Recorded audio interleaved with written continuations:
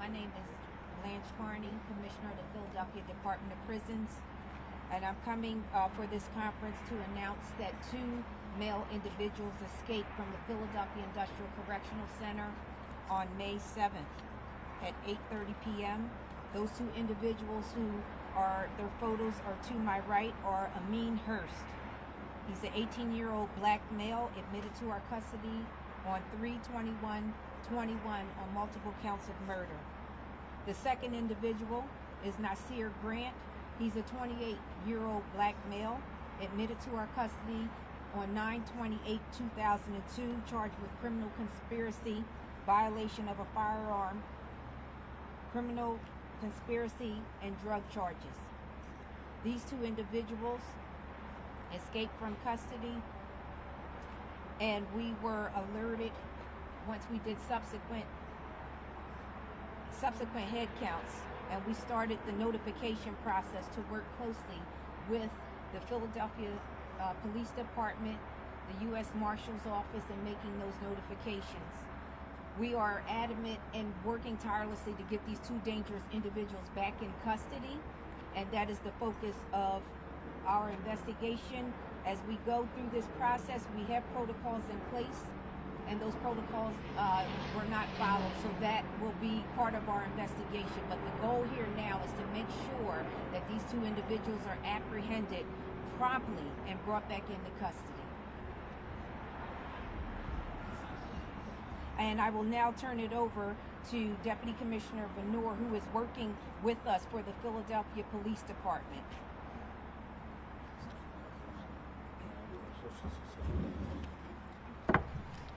All right, good evening. As the Commissioner had said, we were alerted this afternoon of 2 individuals that escaped the facility, and we are working very quickly to try to get them back.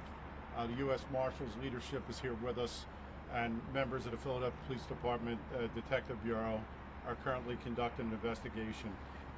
As the Commissioner said, Mr. Hurst was arrested for 3 homicides. The first homicide he was arrested for occurred on Christmas Eve 2020 in the 1800 block of Wynwood. He subsequently, in 2021, March of 2021, the 12th and the 18th, committed 3 more murders, 2 of them on 1400 block of North 76th Street behind an apartment building. 2 individuals were shot and killed there. 2 individuals were non-fatally wounded by gunfire in that incident. A few days later, right here on State Road, somebody was being discharged in the middle of the night around 1:30 in the morning, and Mr. Hurst shot and killed that individual while he was walking across State Road. He wasn't arrested for the first case until the 21st of March 2021, and then subsequently he was identified and charged with the additional murders.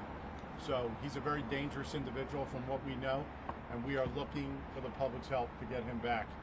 He's in the company of, we believe, a Nasir Grant, who's also was in custody for narcotics violations. We're going to use our tip line, 215-686-TIPS or 8477. You could text a tip to our text a tip line. You could also call 911 if you know where this individual may be, and give us the information anonymously. I know the U.S. Marshals will be assisting us with the fugitive apprehension, so they also have numbers you can contact. So any information that you can give us, we urge you to do that very quickly. We want to get this individual back in custody. Thanks. Thank you. As part of our investigation, I have reached out to the Pennsylvania Department of Corrections to conduct a facility vulnerability assessment and security assessment as soon as possible. That will help in our investigation to see any of our vulnerable points. Additionally, I've placed the entire campus on lockdown. During this time, the facilities will conduct ongoing counts. We had the Kern Fromho Correctional Facility clear their count, accounting for every individual who is supposed to be in custody. That was completed at 6:15 p.m. The Riverside Correctional count was completed at 6:10 p.m., accounting for every individual that should be in custody. We have ongoing perimeter patrols as well as campus patrols, just to make sure that there are no additional incidents. But this is part of our investigation. We're asking for those assessments to be done, and we'll continuously work with our partners to get these folks brought back into custody. Commissioner, what time did they first go missing and how did they get out? We heard maybe they cut a hole through the fence. So they were observed at 8:30 p.m. yesterday, and yes, they did go through a hole in the fence. And at what time did you become aware these two were gone?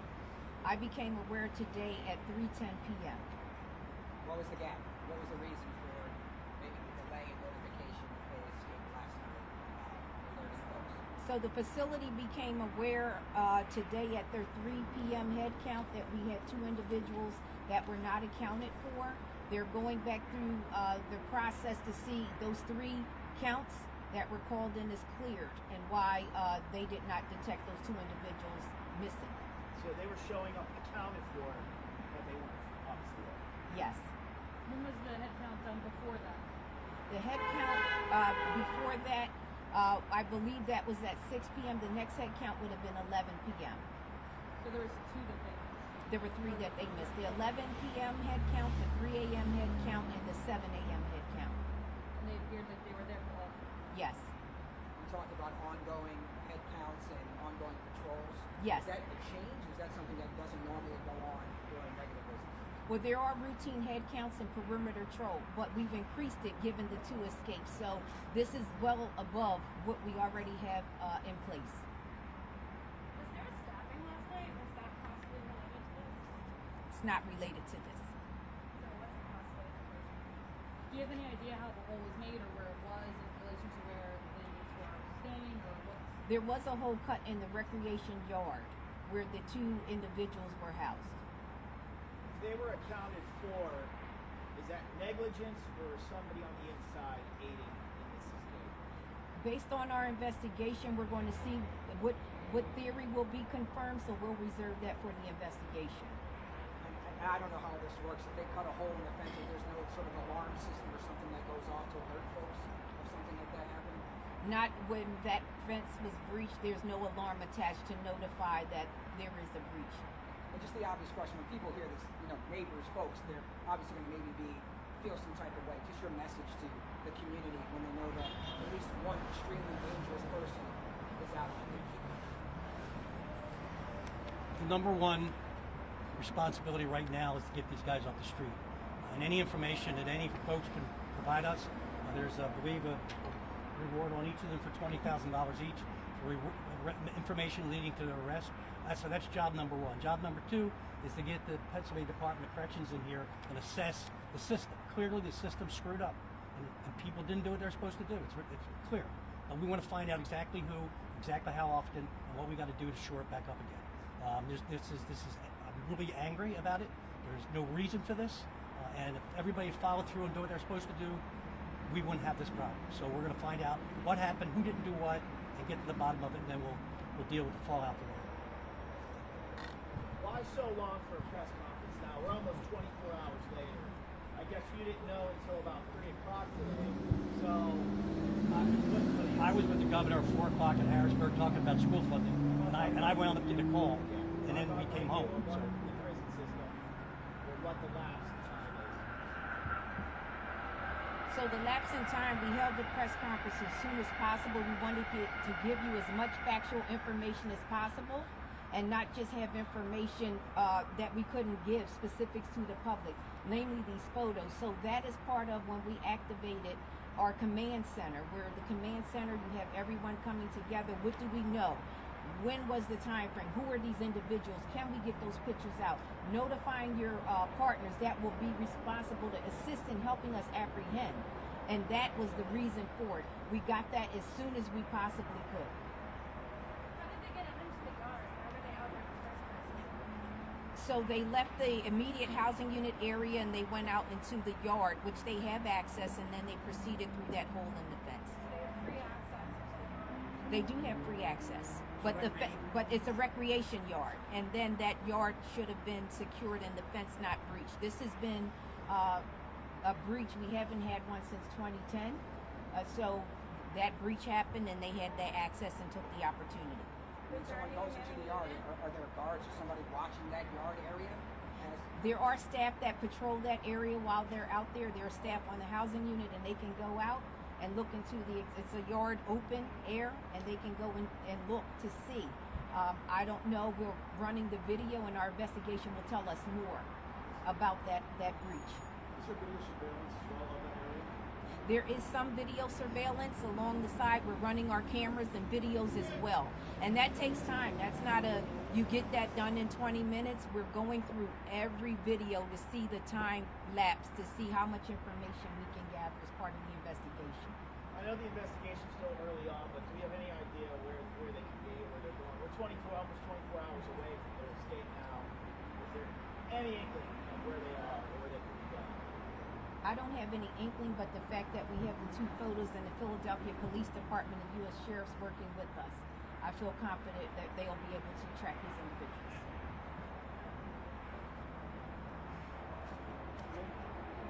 And just to clear up the last question I asked, in the yard, is there not a guard stationed there? I don't want to say 24/7, but just stationed there watching it for when folks come out to make sure everybody's on the up and up, or are they just kind of patrolling on the hour or half hour type of thing?